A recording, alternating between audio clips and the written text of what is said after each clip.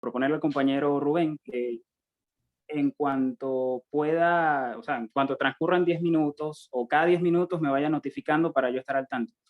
Les comento, me encuentro desde Caracas, Venezuela, el internet quizás no es muy estable, así que voy a apagar la cámara para facilitar la conexión. Ok. Bueno, tal y como el compañero Rubén refirió al inicio, desde finales del siglo XX y comienzos del siglo XXI, no cabe duda que la situación venezolana ha sido objeto de un gran interés a nivel político, diplomático y también a nivel del movimiento de masas, el movimiento obrero a nivel internacional. Podemos decir sin ningún empacho que en Venezuela se desarrolló un proceso revolucionario basados en el planteamiento de Trotsky que realizaba en el prólogo en la introducción a la historia de la Revolución Rusa, donde decía que el rasgo característico de toda revolución es la intervención decisiva de las masas en la historia. Y como veremos a continuación, no cabe duda que en Venezuela se suscitó un proceso revolucionario. Sin embargo, hablar en la actualidad de Venezuela enseguida trae a la mente escenario de crisis, de catástrofe económica, escasez, hambre, miseria, condiciones de vida deplorables para la inmensa mayoría de la población. Entonces, aquí cabe preguntarse, ¿qué ocurrió en Venezuela?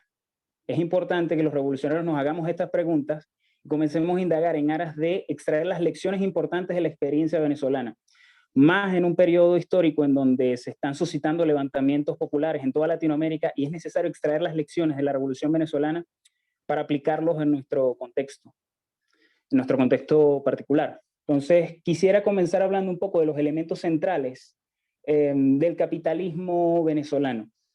Esto como para comenzar a introducir el tema. Digamos que para comienzos del siglo XX, en Venezuela se contaba con una forma de capitalismo característico de las naciones atrasadas, semicoloniales y el comercio pequeño mercantil. Se combinaron con pequeños islotes de desarrollo industrial relativo, altamente tecnificado, como por ejemplo en el caso de la industria petrolera. Nuestra oligarquía parásita, que no desarrolló las fuerzas productivas, históricamente se haya ligado a los intereses de los latifundistas, lo que la ata, digamos, a la oligarquía venezolana con el atraso económico de nuestro país. Y esta misma se encuentra vinculada mediante múltiples lazos al gran capital imperialista, especialmente el estadounidense. Estos elementos claramente se asemejan a las observaciones que realizó Trotsky en la Rusia zarista de 1905, previo a la revolución de 1905, que lo llevaron a deducir su teoría de la revolución permanente, claramente más vigente que nunca. Entonces, a principios del siglo XX, con la explotación petrolera, claramente la renta de este suministro, la venta internacional de barriles de petróleo, pasó a formar parte de la base que sostiene el vulnerable edificio capitalista venezolano.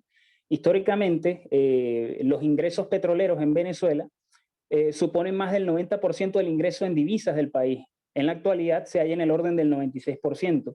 Y eso es sumamente importante. Entonces, este carácter rentista de la economía petrolera, el alto peso e influencia de la renta en la economía nacional, así como la posición parasitaria de la burguesía tradicional criolla, en aprovechamiento de esta renta suscitó a lo largo de la historia varias distorsiones económicas en relación a una forma de capitalismo normal, ¿no? Podemos decir que acá en Venezuela hubo un proceso de industrialización inacabado e inadecuado, así como el abandono de la producción agrícola y también, digamos, la importancia excesiva del empleo público en relación al empleo privado. Y esto tiene una razón específica. Al ser el Estado venezolano el que capta la renta petrolera a nivel internacional, este puede emplear a más ciudadanos de los que requiere o que inclusive de lo que la economía puede generarse, ¿no? Puede generar. Y esto se explica también por los dos factores que explicaba anteriormente, ¿no? La postración industrial, así como el abandono de la producción agrícola. Asimismo, todo este contexto lleva a una baja presión tributaria. Por lo general, en una economía normal, los capitalistas, o mejor dicho, el Estado capitalista financia sus actividades mediante los impuestos que se les sustraen a los ciudadanos. En el caso venezolano, la cuantía de la renta petrolera lleva a que el Estado tenga cierta autonomía de la ciudadanía y en este sentido financiar sus actividades. Y tradicionalmente se ha visto en el caso venezolano que esto lleva a que la carga impositiva sobre la clase capitalista en general sea muy baja. Otros elementos de la economía rentista venezolana hablan sobre todo en los periodos de bonanza económica, existe una apreciación del tipo de cambio real, ¿no? Y esto lleva a que la competitividad de la producción nacional en relación a la producción internacional, sobre todo los productos importados, sea sumamente baja. Y esto claramente contribuye al clima de atraso productivo, económico e industrial, ¿no? Y es por eso que en Venezuela existe una preferencia demasiado excesiva sobre las importaciones. Se habla que en la actualidad, y esto hablamos de digamos, de una situación que lleva décadas, el 75% de los bienes que se consumen en el país, así como los bienes de capital, maquinarias, etcétera, son de origen extranjero. Entonces, eso nos habla un poco de el excesivo peso de la importación en la economía venezolana.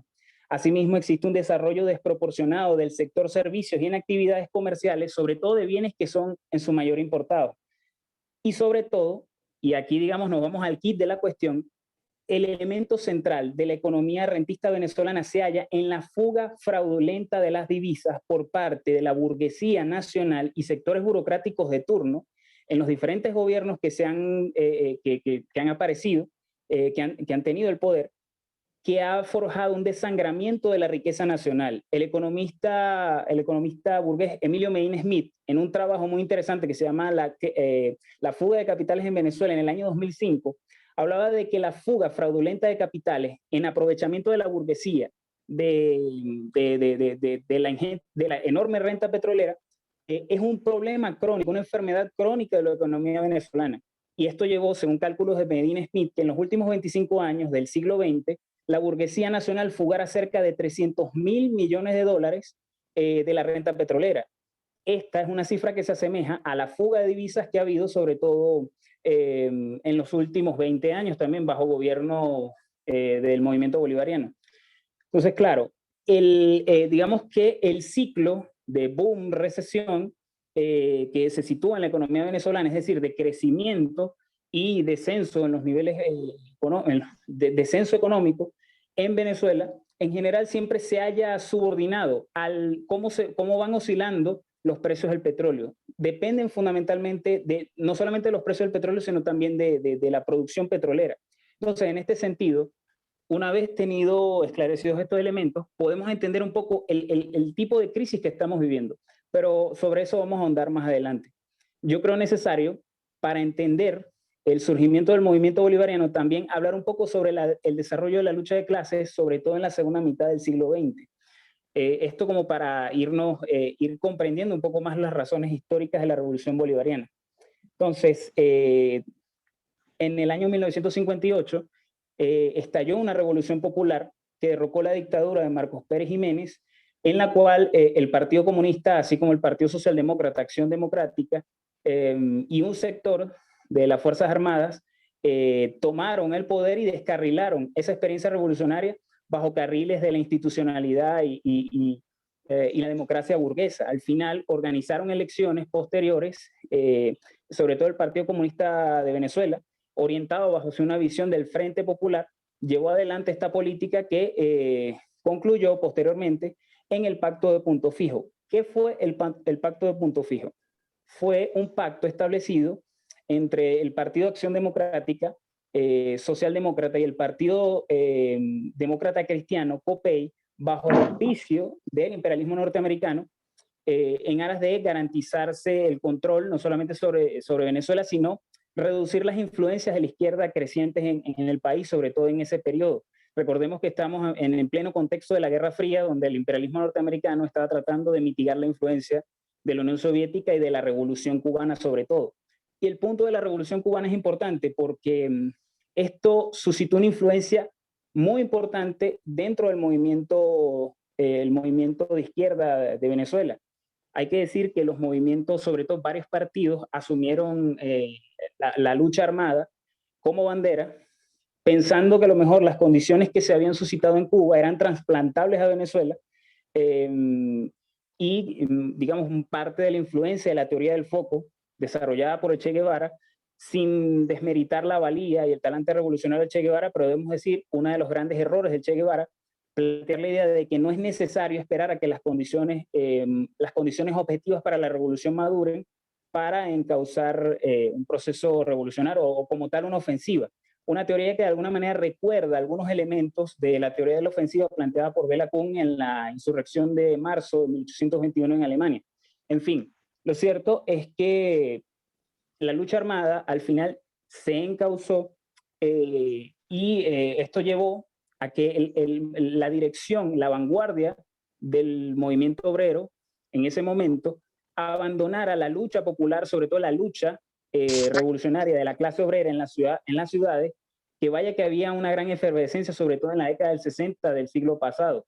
Al final, bueno, orientados hacia la lucha guerrillera en las montañas y en los campos venezolanos, se abandonó la lucha de calle en las ciudades.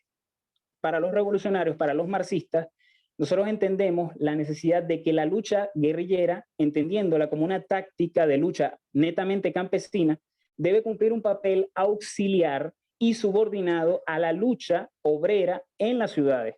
Los marxistas entendemos la necesidad de que la vanguardia de la revolución la lleve la clase obrera, no solamente por su papel en la producción, sino también por sus formas de organización colectiva que deben marcar su impronta de cara a la transformación socialista de la sociedad.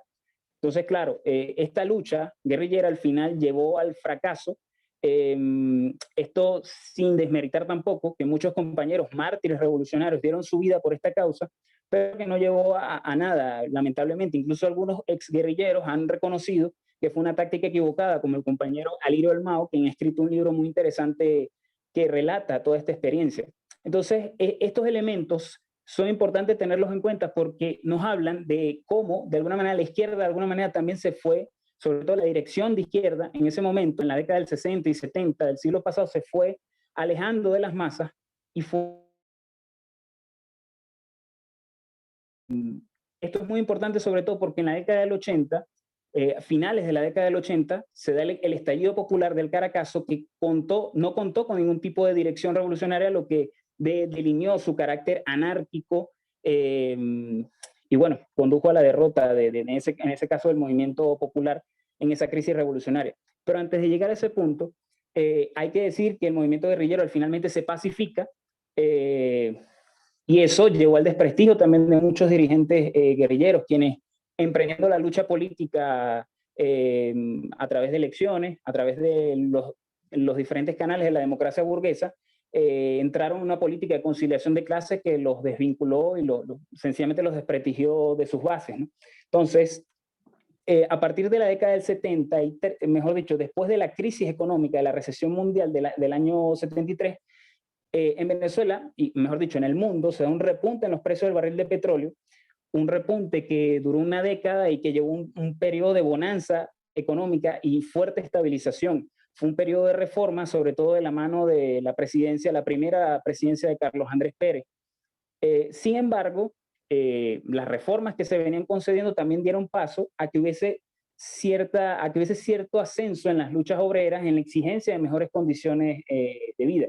Sin embargo, como sabemos, tarde o temprano, digamos que esa forma en cómo va respirando el sistema capitalista va en un desarrollo ininterrumpido, va de ascensos, de booms, y luego se ve interrumpido por recesiones. En 1983 se da un colapso en los precios del barril de petróleo y esto lleva a que el Estado venezolano,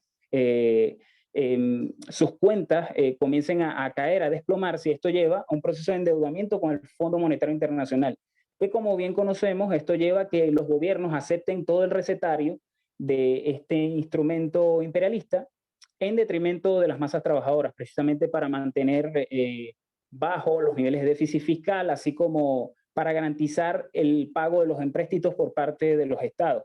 Y esto llevó a toda una serie de una política de austeridad e incluso que el Estado venezolano asumiera como suya la deuda comercial de la burguesía parásita criolla venezolana y que, bueno, todo este clima de austeridad llevó posteriormente a un ascenso en las luchas obreras, sobre todo a partir del año 1987, también una fuerte movilización por parte de diversos sectores populares, así como los estudiantes, que concluyeron con el Caracazo. El Caracazo, que como dije anteriormente, fue un proceso, un estallido popular fuerte, que fue fuerte reprimido por el gobierno burgués de Carlos Andrés Pérez en ese momento, y que derivó, si se quiere, le puso fecha de caducidad al régimen punto fijista establecido a través del pacto de punto fijo a posterior, luego de la revolución del 58. Entonces, estos elementos son importantes porque todo ese contexto al final afectó a un sector de las Fuerzas Armadas Nacionales. Esto no es poca cosa. Como Lenin, y basado en un texto de Engels, Lenin reprodujo en el Estado de la Revolución este planteamiento de Engels que decía que al final el Estado no es más que un grupo de hombres armados en defensa de la propiedad.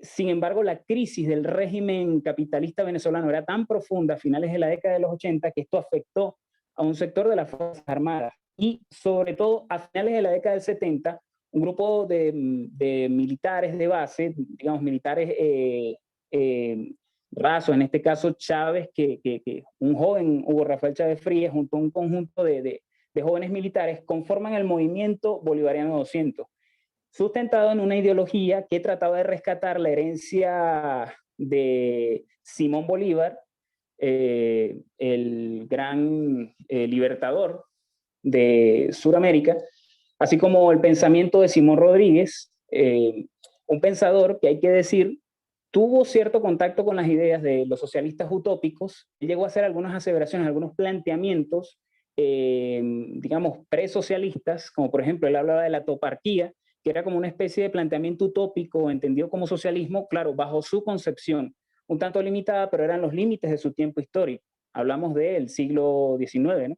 Y por supuesto, este pensamiento conocido como el árbol de las tres raíces, el que forja la ideología del bolivarianismo, también se sustentó en el pensamiento y la obra, sobre todo la obra de Ezequiel Zamora, el gran referente popular que hizo acto de presencia en la Guerra Federal en la década del 50, en la Guerra Federal en la década del 50 del siglo XIX, entre 50 y 60, y que bueno, sobre todo él llevaba adelante las reivindicaciones campesinas de reforma agraria.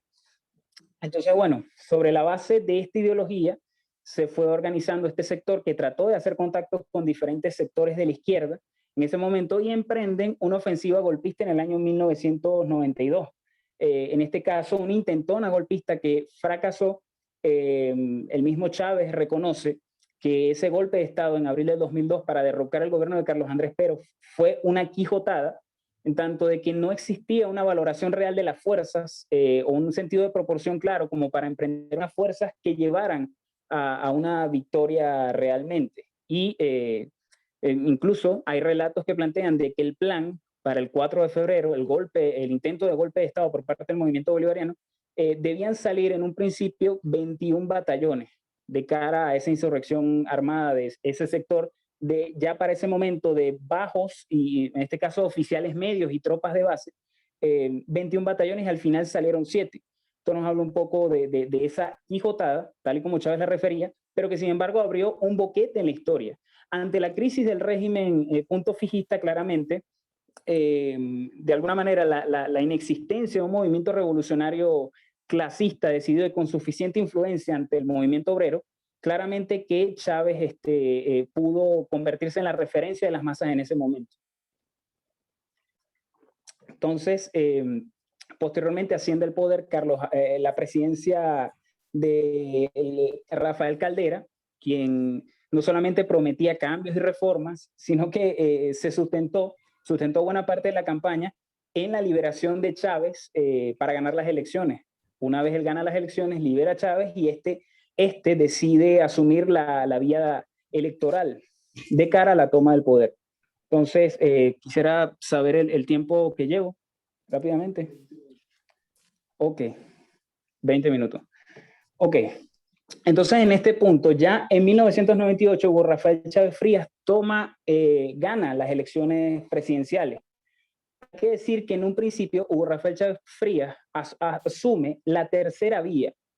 Tenía unos planteamientos sumamente reformistas, inclusive asumía a Tony Blair como una especie de referente, de líder sobre el cual él podía referenciarse. Esto, digamos, digamos, en un principio, el programa que defendía Chávez en un principio planteaba la autonomía nacional, una economía sustentable, distribución justa de los ingresos petroleros, lucha contra la corrupción y la pobreza, participación del pueblo mediante democracia participativa y protagónica, y una ética al servicio del pueblo. Este era el planteamiento programático que podemos decir que era reformista, nacionalista, confuso y barnizado con un discurso que apelaba incluso a Cristo o al cooperativismo. Sin embargo, este programa progresista conectaba con las aspiraciones de las masas en ese momento, aunque por supuesto no desafiaba los intereses del capitalismo de fondo. En el año 1999 se aprueba mediante referéndum la nueva Constitución bolivariana, que sella toda una serie de conquistas por parte del movimiento popular.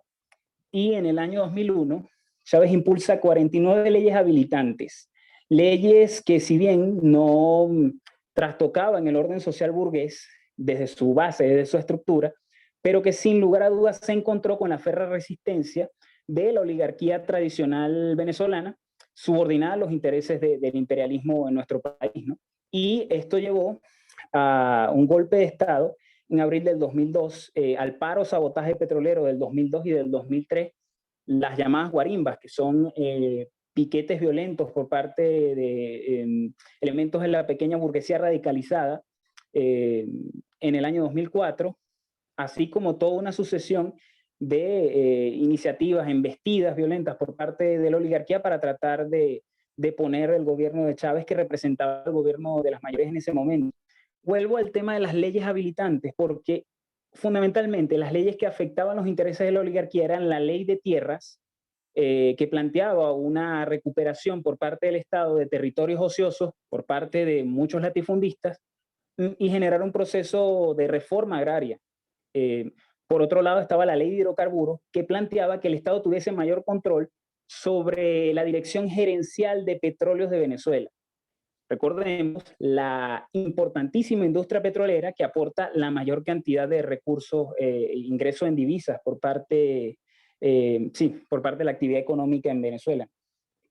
Entonces, claro, al final el látigo de la contrarrevolución, en la medida en que la burguesía trata de embestir y trata de deponer el gobierno de Hugo Rafael Chávez Frías, esto llevó, sin lugar a dudas, a que la revolución fuese avanzando.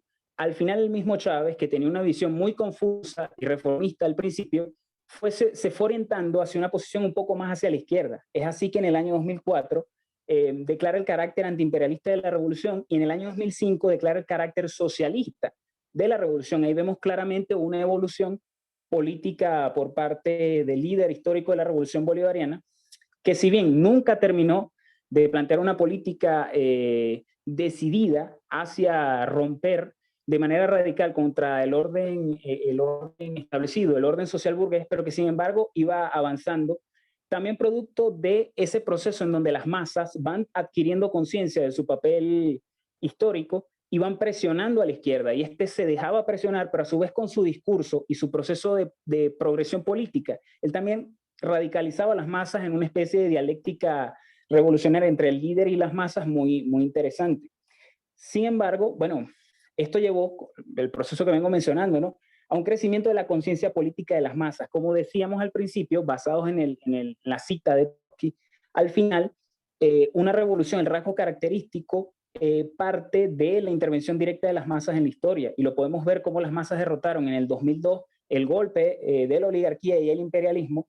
Se derrotó el paro sabotaje patronal a la industria petrolera de los años 2002 y 2003, sobre todo con el movimiento obrero que tomó control de la industria petrolera, derrotando las iniciativas de la llamada meritocracia en ese momento. Se derrotó las guarimbas del año 2004, pero incluso en tiempos recientes se derrotaron las guarimbas del año 2014 y el año 2017. Eso no es poca cosa. Asimismo, este proceso llevó a la expansión de los niveles de organización de las masas, que iban evolucionando en sus niveles, iban avanzando en sus niveles de conciencia.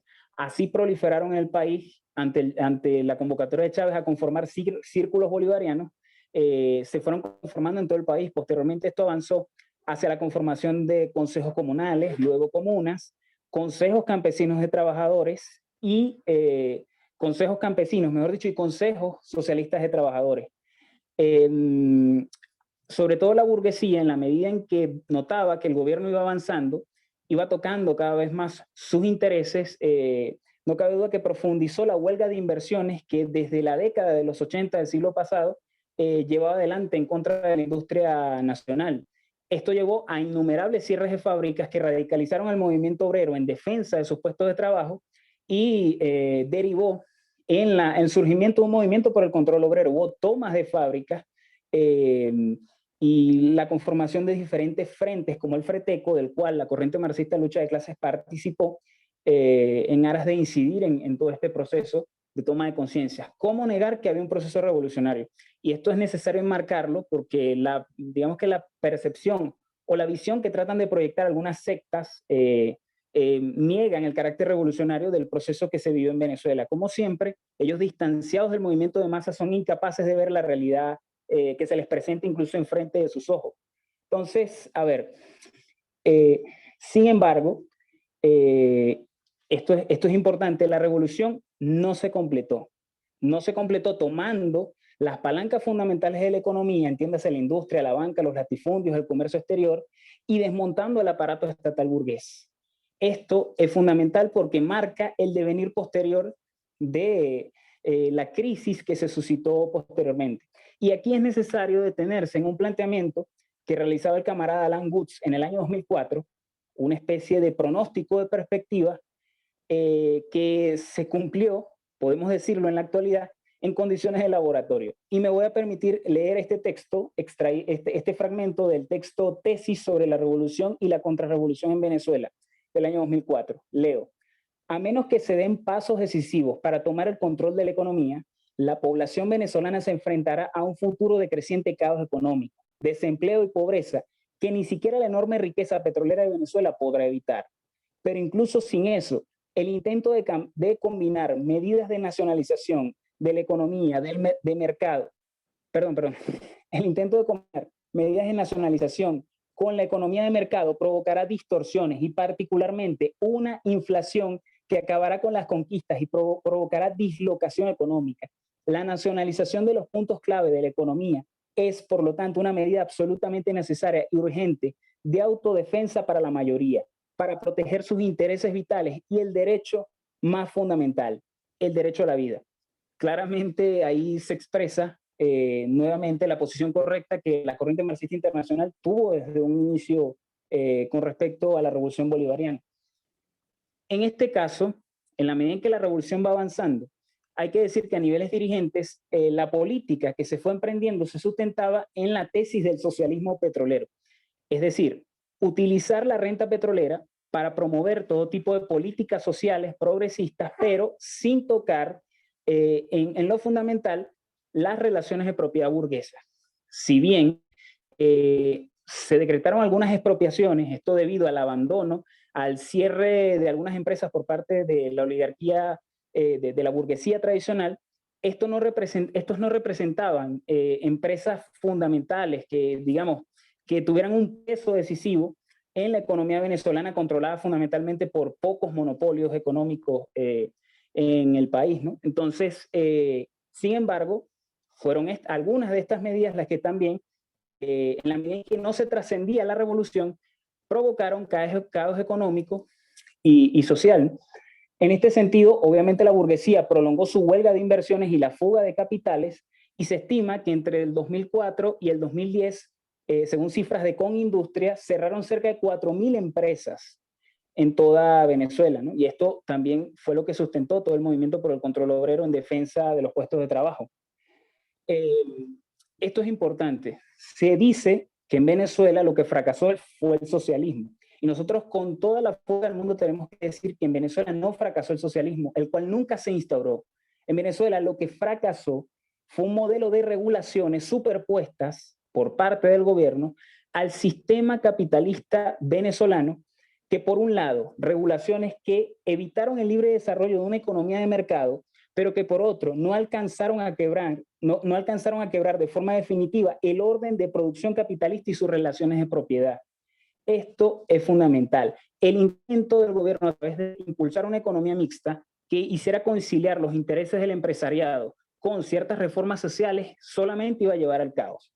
Era necesario trascender esta situación y avanzar hacia un proceso que permitiera completar la revolución expropiando a la oligarquía. Esto no se llevó a cabo. Si bien, aunque en un principio los controles, como el de cambio, el de precio, permitieron aliviar un poco la situación, entiéndase en el año 2002 y 2003, en un principio el control de cambio limitó un poco la fuga de capitales y el control de precios protegía el poder adquisitivo de las masas, al final se convirtieron en su contrario, en la medida de que se seguían sustentando en una estructura económica burguesa. Al final, el control de cambios, por ejemplo, se convirtió en un mecanismo de transferencia de divisas a la oligarquía. Como dije anteriormente, la burguesía fugó en los últimos 20 años, sobre todo en el periodo de boom petrolero del 2004 al 2014, en esos periodos hubo dos booms petroleros, se fugaron alrededor de 300.000 millones de dólares de la economía nacional, ¿no? Un poco de esa enfermedad crónica del capitalismo rentista venezolano. Por otro lado, el control de cambio fue burlado sistemáticamente por la oligarquía criolla. ¿Qué conclusión o qué lección debemos extraer de esto? Es que las leyes del mercado, al final, en la medida en que no se traspasan, no se avanza en expropiar a los burgueses, las leyes del mercado no van a ser más que expresar los intereses de la burguesía ante una economía donde esta es la burguesía la que controla los medios de producción. Entonces, no se puede pretender subvertir estas leyes del mercado sin derrocar el orden social capitalista de las cuales procede, como algunos reformistas históricamente intentan plantear. Y no cabe duda que ese planteamiento es sumamente utópico. Y esto es una de las lecciones más importantes que debemos extraer del proceso venezolano.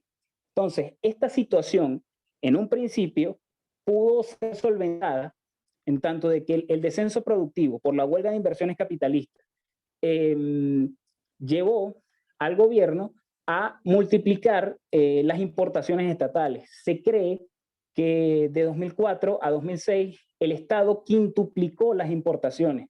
Entonces, ante el sabotaje,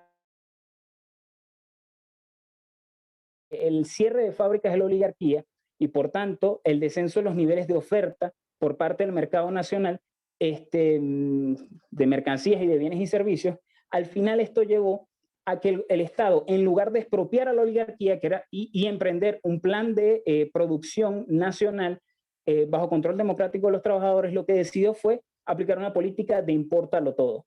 Sin embargo, esto solo se podía sostener mientras los precios del barril de petróleo permanecieran altos. Y como sabemos, esto no podía durar para siempre. Entonces, claro, aquí es necesario hablar un poco sobre la crisis económica nacional. A partir del año 2014, mejor dicho, me disculpo, comienzan a caer los precios internacionales del crudo. Y obviamente, al ser Venezuela un país altamente dependiente de los ingresos petroleros, no cabe duda que el capitalismo rentista venezolano entró en crisis. Si bien los precios del petróleo se comenzaron a recuperar a partir del año 2017, Venezuela al final no pudo aprovechar esta recuperación porque, aunado a la caída de los precios del petróleo anterior, la producción petrolera en Venezuela disminuyó de 3 millones de barriles por día que se producían a cerca de 1.500.000 barriles por día para finales de 2018. Esto fue un panorama sumamente catastrófico porque el Estado se vio sin ingresos. Esto se combinó también por toda una serie de sanciones imperialistas promovidas en un principio por Barack Obama, quien en 2014-2015 él planteó o decretó a Venezuela como una amenaza extraordinaria e inusual para los intereses de Estados Unidos, tratando de concretar también en el ámbito económico ciertas restricciones para que Venezuela y el Estado venezolano generaran intercambios comerciales y poder generar importación de ciertas mercancías.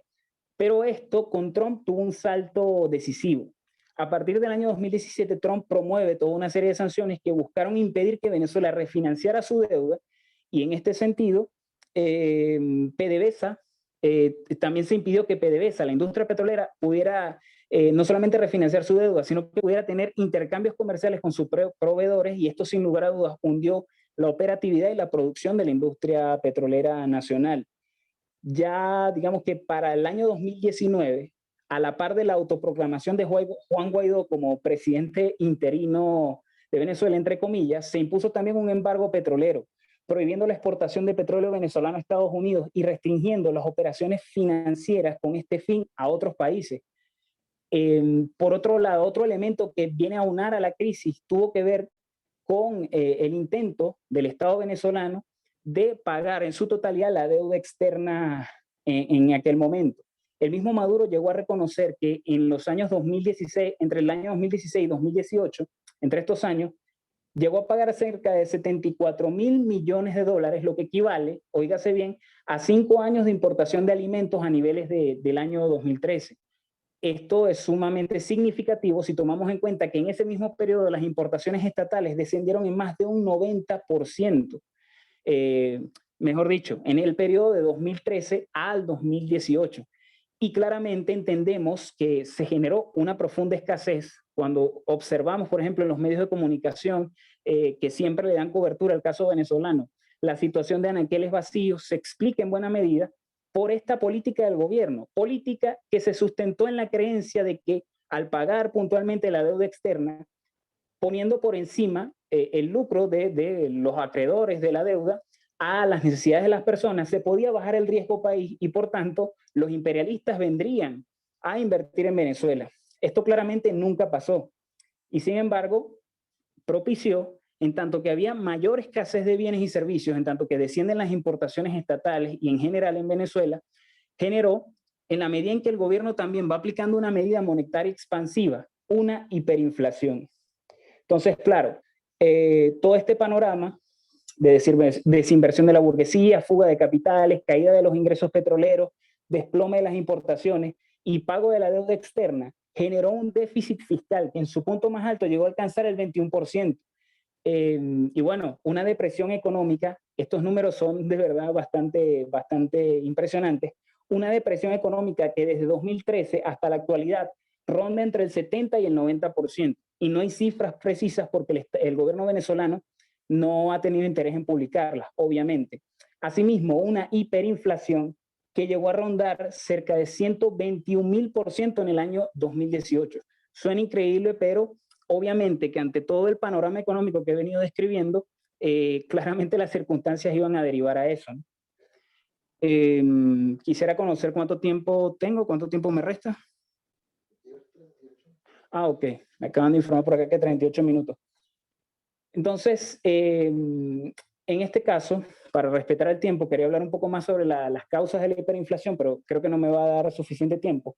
Es necesario hablar del viraje a la derecha del gobierno. En la medida en que la crisis capitalista se desarrolla, el gobierno venezolano solamente tenía dos salidas.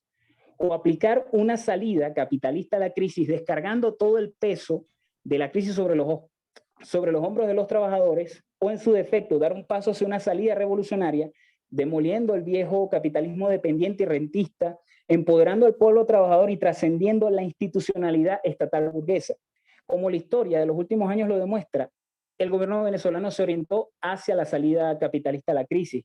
Y así vemos cómo se han venido aplicando en los últimos años todo tipo de políticas antiobreras y antipopulares, como la bonificación y contención salarial, la liberalización de precios, la toma de medidas tendientes a facilitar el proceso de dolarización informal de la economía, las privatizaciones, entre otras. Asimismo, en la ruralidad venezolana, en el campo, se ha llevado a cabo una recomposición de los terratenientes, echando para atrás todas las conquistas agrarias del primer periodo de la Revolución Bolivariana, y esto a base de intimidación, persecución, sicariato y desalojo de familias campesinas de tierras que se les fueron otorgadas en algún momento. Y todo para beneficiar a la oligarquía terrateniente en convivencia con sectores burocráticos estatales quienes se han hecho de ciertas propiedades en el campo venezolano. Asimismo, y esto es importante, la ejecución de dicha política ha venido aparejada de un crecimiento de las tendencias represivas y arbitrarias del Estado. Se han venido cercenando todo tipo de derechos sindicales, se ha venido criminalizando la protesta, judicializando diferentes luchas y luchadores, obreros y populares. Se han encarcelado a infinidad de dirigentes campesinos y obreros también. Aunado a esto también se han arrebatado tarjetas electorales y se han violado derechos políticos a numerosos partidos, no solo de derecha, sino también de izquierda. Y esto es un punto que yo creo que es importante tenerlo en cuenta, lo que comentaré a continuación, porque A ver, si algo ha venido sustentando el accionar del gobierno venezolano en el último periodo ha sido su interés de preservar el poder para sí como un fin en sí mismo y obviamente no para llevar adelante la revolución. Esto se ha llevado adelante obstaculizando a la derecha por múltiples formas, pero también ha atacado a todo tipo de disidencia de izquierda.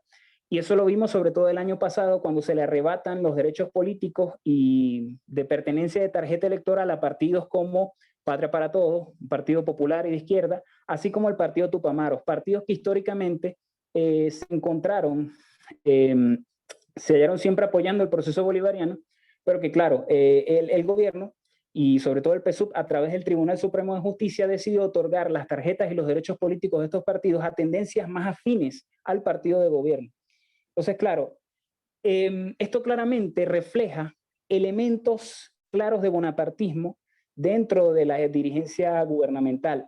Al final, la tendencia al empate entre las clases, donde la burguesía se ve impedida de tomar el control de la situación, pero por otro lado, la clase obrera se muestra impotente para completar la revolución, precisamente por obra de su dirección, ha llevado a la realización o a la elevación del poder estatal de la sociedad más de la habitual para arbitrar entre los antagonismos de clases. Claramente el movimiento, en este caso el movimiento bolivariano, la dirigencia bolivariana se equilibra entre los antagonismos de clases, pero también trata de equilibrarse o de utilizar el movimiento de masas para amenazar al imperialismo.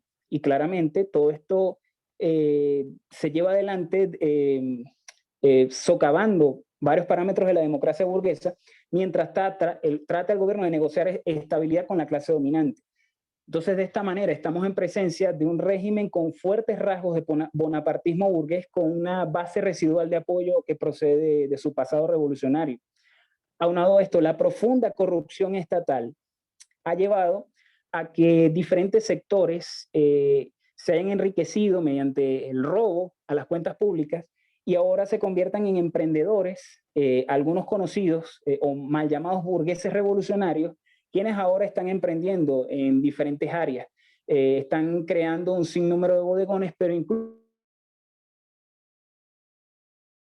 pone su punto de vista, o valga la redundancia, sus intereses sobre la política del Estado. Así, por ejemplo, en el último tiempo hemos visto cómo el gobierno ha exonerado aranceles a la importación de bienes, de productos suntuarios que ahora se venden en varios de los bodegones abiertos por parte de esta llamada burguesía revolucionaria. Yo creo que es mejor denominarla estos nuevos ricos bajo la sombra del Estado. Por otra parte, esto ha llevado a que el gobierno en el último tiempo trate de establecer un pacto con la oligarquía tradicional. Sobre todo en el periodo reciente, a raíz del nombramiento de la nueva Asamblea Nacional, el gobierno ha encauzado una mesa de diálogo tratando de ofrecer nuevas concesiones a la oligarquía, buscando negociar estabilidad y a su vez tratando de legitimarse a nivel internacional, porque la tratativa del gobierno es que se desmonten las sanciones imperialistas. Obviamente el imperialismo norteamericano no está presto a realizar esto de manera inmediata, pero el gobierno está tratando de generar gestos de buena voluntad para que el imperialismo vaya desmontando las sanciones imperialistas. Claramente todo este panorama ha llevado, sobre todo el periodo prolongado de la crisis que ha atravesado Venezuela, ha llevado a un profundo reflujo social que se expresa en desmovilización, apatía, en donde las masas que en la primera década de este siglo jugaron un papel central en el desarrollo histórico del proceso revolucionario, ahora se hallan cansadas, agotadas, y producto también de la traición y de la intervención burocrática del movimiento bolivariano en las diferentes instancias de participación. Entonces, en resumen, la actual situación de Venezuela no es obra del socialismo, el cual nunca se instituyó en el país. Esto siempre tenemos que afirmarlo, ser muy tajantes en este sentido. Entonces, bueno, lo que fracasó en Venezuela fue el intento de instaurar una economía mixta que estaba de alguna manera destinada a fracasar. Lo que vemos en Venezuela es el fracaso del reformismo y el intento de hacer reconciliar los intereses de la burguesía con los de los trabajadores. Eso no se puede. Los intereses de los trabajadores y los de los burgueses son irreconciliables. Entonces voy a dedicar mis últimos minutos a hablar un poco sobre el surgimiento, o sea, la necesidad de que surja una dirección revolucionaria en Venezuela. Algo que la corriente marxista internacional ha venido entendiendo desde un comienzo, no solamente cuando hacíamos trabajo dentro del movimiento bolivariano, en la medida en que se podía, sino también a partir del año 2018 comenzamos a llamar, impulsamos la consigna de alternativa revolucionaria para llamar y conectar con el estado de ánimo de descontento entre las bases de diferentes partidos de izquierda para que se constituyera una política independiente al gobierno, para que los partidos de izquierda dejaran de brindar cobertura de izquierda a la política antiobrera y antipopular del gobierno. Y en este sentido, si bien no fuimos tomados en cuenta en 2018, el topo, ese topo que va acabando, como decía Marx, ¿no? El topo de la crisis, asimismo, esa situación en donde los trabajadores van tomando, sobre todo la vanguardia popular y revolucionaria, va tomando conciencia del papel cada vez más nefasto de la dirección bolivariana, generó una presión en las bases de estos partidos que los llevó, sobre todo al Partido Comunista de Venezuela, PPT, entre otros, a conformar la alternativa popular revolucionaria. Desde Lucha de Clases hemos venido interviniendo, sobre todo a raíz de la campaña electoral del año pasado, hemos venido impulsando la necesidad de que desde la alternativa se discuta un programa revolucionario que trate de marcar los límites de la alianza, marcar los límites en tanto de que pongamos un muro de contención contra la playa de arribistas y oportunistas y carreristas, quienes sin duda van a tratar de venir están llegando incluso a la alternativa popular revolucionaria a descarrilar los intereses de las bases, en convertir a en una referencia obrera, campesina y popular. Entonces, en este momento nos hallamos en un proceso de construcción en donde a futuro se está proyectando a través de la coalición crear una especie, desarrollar un proceso congresual donde se discuta un programa, se discuta un manifiesto político y se discutan unas líneas de funcionamiento, unos estatutos que de alguna manera solidifiquen la alianza. Sin embargo, sabemos que hay muchos elementos dentro de la alternativa popular revolucionaria pujando porque esta instancia al final se descarrile hacia lo que ya fracasó en Venezuela, la conciliación de clases y asimismo una política que de verdad vaya en contra de los intereses de los trabajadores. Sobre todo muchos sectores carreristas que a la luz de las próximas elecciones, mega elecciones que se vienen, que serían de gobernaciones y alcaldías, aspiran a obtener una candidatura. Obviamente sabemos desde Lucha de Clases, tenemos un claro sentido de proporción que el destino de la alternativa popular revolucionaria lo van a llevar adelante los partidos más grandes. Nosotros somos una organización pequeña, pero que sin embargo no podemos desestimar que hemos influido fuertemente en la formación de esta tendencia que debe tratar de agrupar a amplios sectores, sobre todo a los sectores de vanguardia en un principio, para desarrollar una política obrera más consistente, una política de clases y una política que se oriente hacia la transformación revolucionaria de la sociedad a largo plazo. Y esto de alguna manera es algo que nos debe de generar cierto orgullo, por lo menos a los militantes de Venezuela, porque demuestra cómo bajo ciertas circunstancias una organización pequeña con una consigna correcta y una orientación política adecuada, acertada, en un momento específico puede llegar a jugar un papel importante. Si bien no nos hacemos ilusiones, sabemos que esto al final es una política que no depende de nosotros, me refiero a la política de la alternativa popular revolucionaria, pero que sin lugar a dudas ahí estamos dando la lucha. Voy a cerrar el punto hasta acá y bueno, agradecido por los compañeros que se mantuvieron atentos durante toda la intervención. Muy